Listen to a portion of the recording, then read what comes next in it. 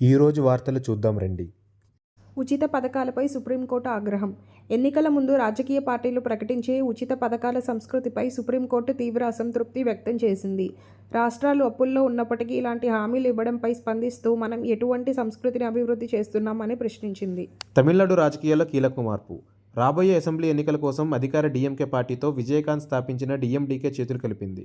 2011 నుండి మిత్రపక్షంగా ఉన్న డీఎండీకే ఇప్పుడు ప్రత్యర్థి పార్టీతో కలవడంపై ఏఐఏడీఎంకే అభ్యంతరం వ్యక్తం చేసింది.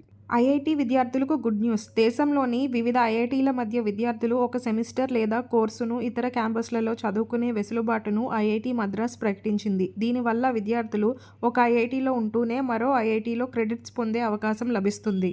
చైనా అంతరిక్ష కేంద్రంలో టమాటోల సాగు. తియాంగాంగ్ అంతరిక్ష కేంద్రంలో ఏరోపోనిక్ పద్ధతిలో టమాటోలను విజయవంతంగా పండిస్తున్నారు. నీటిని ఆవిరి రూపంలో అందిస్తూ ప్రత్యేక ఎల్ఈడి వెలుతురులో ఈ మొక్కలను పెంచుతున్న వీడియోలు వైరల్ అవుతున్నాయి. కింగ్ చార్లెస్ సోదరుడు ప్రిన్స్ ఆండ్రూ అరెస్ట్. ప్రభుత్వ రహస్య పత్రాలను జెఫ్రీ ఎప్స్టీన్కు చేరవేసినట్లు వచ్చిన ఆరోపణలతో ప్రిన్స్ ఆండ్రూ అరెస్ట్ అయ్యారు. రెస్టారెంట్ల బిల్లింగ్ స్కామ్ను బయటపెట్టిన ఏఐ. హైదరాబాద్ ఇన్కమ్ ట్యాక్స్ విభాగం ఏఐ టూల్ సహాయంతో దేశవ్యాప్తంగా రెస్టారెంట్లో జరుగుతున్న 70,000 కోట్ల భారీ ట్యాక్స్ ఎగవేతను గుర్తించింది. సుమారు 1.77 లక్షల రెస్టారెంట్ల డేటాను విశ్లేషించి ఈ స్కామ్ను వెలికితీశారు. హిమాచల్ ప్రదేశ్లో పెరిగిన టోల్ ట్యాక్స్. హిమాచల్ ప్రదేశ్ ప్రభుత్వం ప్రైవేట్ వాహనాలపై టోల్ ధరలను పెంచింది. ఏప్రిల్ 1, 2026 నుండి కార్లకు ₹130 వరకు వసూలు చేయనున్నారు. భారీ వాహనాలకు ఈ ధర $900 వరకు పెరగనుంది. విశాఖ తీరంలో international fleet review.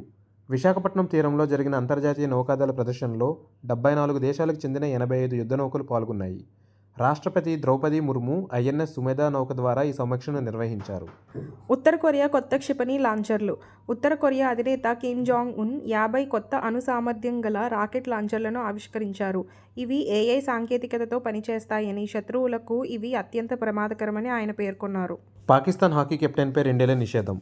Hockey federation తీరును విమర్శించినందుకు పాకిస్తాన్ కెప్టెన్ అహ్మద్ షకీల్ భట్పై 2 ఏళ్ల నిషేధం విధించారు. ఈ వివాదం కారణంగా పాకిస్తాన్ హాకీ ఫెడరేషన్ అధ్యక్షుడు తారిక్ బుఖ్తీ తన పదవికి రాజీనామా చేశారు. కోల్కతాలోని ఐకానిక్ బ్రిడ్జ్ ఆధునీకరణ. కోల్కతాలోని చారిత్రాత్మక బాస్క్యూల్ ఫోల్డింగ్ బ్రిడ్జ్ను 117.54 కోట్లతో ఆధునీకరించనున్నారు. ఈ ప్రాజెక్ట్ ద్వారా భారీ వాహనాల రాకపోకలను వీలుగా వంతెన యంత్రాంగాన్ని బలోపేతం చేస్తారు. ఆంధ్రాలో గూగుల్ డేటా సెంటర్ల ఏర్పాటు. ఏపీ ప్రభుత్వం అదానీ ఇన్ఫ్రాకు గూగుల్ డేటా సెంటర్ల కోసం విశాఖలో 601 ఎకరాల భూమిని కేటాయించింది. దాదాపు 90,000 కోట్ల రూపాయల విలువైన ఈ ప్రాజెక్టుతో రాష్ట్రంలో ఏఐ మౌలిక సదుపాయాలు మెరుగుపడుతున్నాయి. విమానాశ్రయాల్లో సాంకేతిక సమస్య. సాంకేతిక లోపం కారణంగా ఢిల్లీ, ముంబై విమానాశ్రయాల్లో చెక్-ఇన్ సేవలకు అంతరాయం ఏర్పడి ప్రయాణికులు ఇబ్బంది పడ్డారు. సుమారు 40 నిమిషాల పాటు కొనసాగిన ఈ సమస్యను పరిష్కరించి తిరిగి సాధారణ సేవలను పునరుద్ధరించారు. రష్యా ఉక్రెయిన్ డ్రోన్ దాడులు. రష్యా రాత్రికి రాత్రే ఉక్రెయిన్కు చెందిన 113 డ్రోన్లను కూల్చివేసింది. ఇందులో ఒకటి ఆయిల్ రిఫైనరీలో మంటలను కారణమైంది. జెనీవాలో జరిగిన శాంతి చర్చలు ఎటువంటి పరిష్కారం లేకుండా ముగిసిన తరుణంలో ఈ దాడులు జరిగాయి.